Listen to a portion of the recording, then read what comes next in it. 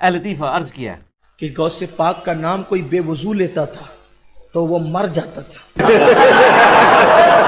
بے وضو کا نام کوئی لے نہیں سکتا تھا، لیکن رسول پاک نے فرمایا عبد القادر میری امت پہ رحم کرو، لوگ اس طرح سے نقصان اٹھائیں. کہا ٹھیک ہے کہ اب نہیں مرے گا. لعنت ہے تیرے ایسے عقیدے کے اوپر. اگر ناپاکی میں اب بھی کوئی غوث پاک کا نام لے تو کم سے کم اس کا اتنا نقصان پہنچتا ہے کہ اس کا ایک بال ٹوٹ کر گر جائے. لعنت اللہ علی الکاذبین. اور ایک ہندو کے بازو میں ایک بدعقیدہ رہتا تھا. ہائے ہائے، وہ بدعقیدہ نے اس ہندو کی بیوی کو دیکھ لیا اور دیکھنے کے بعد اس پر فریبتہ ہو گیا.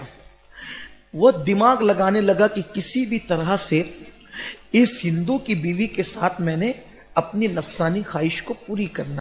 مار دیں ذرا یعنی آمدی. اس کو موقع نہیں ملا گاؤں کے اندر، تو اتفاق سے وہ میاں بیوی دونوں جا رہے تھے اس کے میکے پہنچانے کے لیے. اس کا شوہر جا رہا گیا. اس کو جب خبر ملی تو خبر ملنے کے بعد اس نے سوچا کہ میرے کو جانا پڑے گا، میرے کو فائدہ اٹھانا چاہیے. یہ ان کے پیچھے گھوڑا لے کر کے چلا گیا. میں کہانی تھوڑی پھڑ رہی ہے. اس کے شوہر سے کہا کہ چلو گھوڑے پہ بیٹھ جاؤ. اس نے کہا نہیں میری بیوی ساتھ میں کیسے بیٹھ سکتا ہوں. تو اس عورت نے کہا پوچھو میں اور میرا شوہر تمہارے گھوڑے پہ ضرور بیٹھ جائیں گے، لیکن ایک شرط ہے، تم ضمانت دو کہ ہمارے ساتھ برائی نہیں کرو.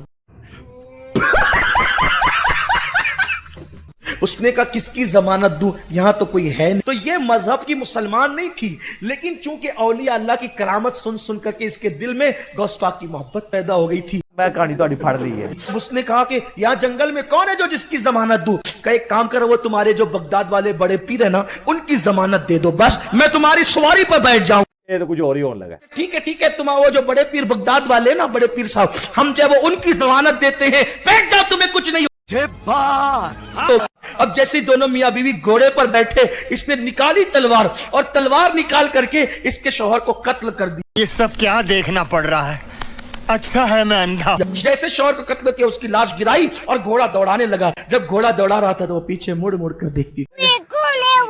پیچھے مڑ مڑ کر دیکھتی تھی. پیچھے مڑ مڑ کر دیکھتی تھی. اس بدبخت نے کہا اے لڑکی تو پیچھے مڑ مڑ کر کسے دیکھ رہی؟ انجینئر صاحب وہیں پہ ہوں. تو اس نے کہا بدشاہی کوئی نہیں. اس کی زبان سے یہ جملے نکلے تھے، ہند کا اتہاس گواہ ہے، ہند کی تاریخ گواہ ہے. بالکل یہ کہیں نہیں لکھا ہوا. لا ریفرنس پیش. دو برقع پوش دو نقاب پوش کو اس نے فوراً سامنے دیکھا. ان لوگوں نے گھوڑا روک دیا. ہائے ہائے، اس لڑکی کو نیچے اتارا اور اس بدبخت کو قتل کیا. ایک کیڑا دین ہے، ایک کیڑی آیت ہے، کیڑی حدیث. اور اس کے شوہر کے پاس گیا جو سر کٹا ہوا تھا، سر کو جوڑ کر کے کہا کم بِإِذْنِ اللَّهِ. لعنت ہے تیرے ایسے عقیدے کے اوپر. اس کا شوہر زندہ ہو گیا. موت کو چھو کے ٹک سے واپس آ سکتا.